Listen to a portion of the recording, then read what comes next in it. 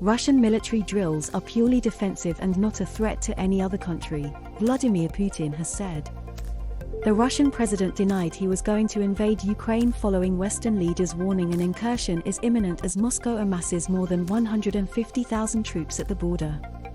Talking at a news conference with Belarus President Alexander Lukashenko following talks between the two allies, Mr. Putin said, "These military exercises, drills, are purely defensive and are not a threat to any other country.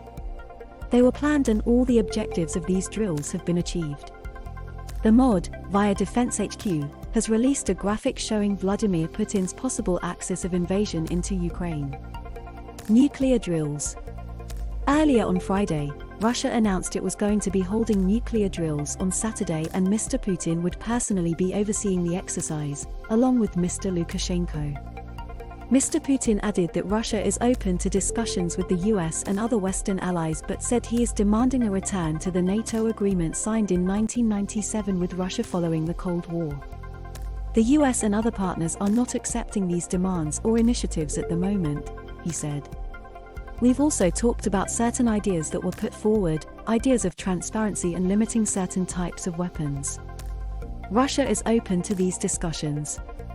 A satellite image shows troops and equipment at the Kursk training area in Russia on February 14th.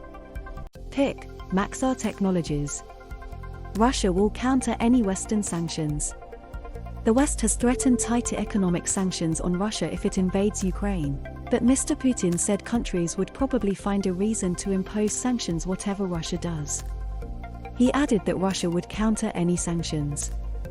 Mr. Lukashenko agreed and said the West was taking a gangster approach to economics and finance and Belarus and Russia had learnt how to counteract them after years of sanctions. Free world leaders are dangerous. Belarus leader was more effusive in his criticism of Western countries than Mr. Putin, saying there had been an irresponsibility by a number of Western leaders that had led to the situation over Ukraine. He added that Mr. Putin had been quite soft-talking when talking about the Donbas region in Ukraine, of which some areas were taken by Russian-backed rebels in 2014. On Thursday, Ukraine accused the separatists of shelling a kindergarten, which the US, the UK and NATO's leaders said was a false flag operation by Russia, in which the Kremlin claims Ukraine has attacked it as a pretext for invasion. The rebels have also accused Ukrainian forces of shelling them. The kindergarten in Stanitsia Luhanska was shelled on Thursday. Mr. Lukashenko said people were already fleeing the occupied part of Donbas, which is not normal.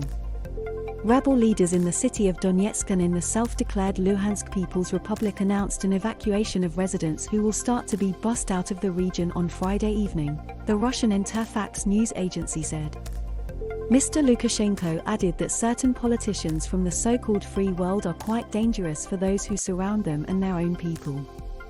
The Belarus leader said he would be joining Mr. Putin for Saturday's nuclear drills and promised the military exercises would be completed soon.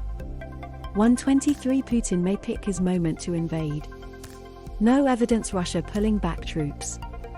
U.S. Secretary of State Antony Blinken said there is no evidence Russia is pulling back troops from the border with Ukraine, as it claims. On the contrary, we see additional forces going to the border including leading-edge forces that would be part of any aggression, he told the Munich Security Conference. Nearly 600 explosions were recorded on Friday morning in Donbas, 100 more than on Thursday, the Ukrainian military said. Western leaders have said there is still time for diplomacy but warned an invasion could be imminent.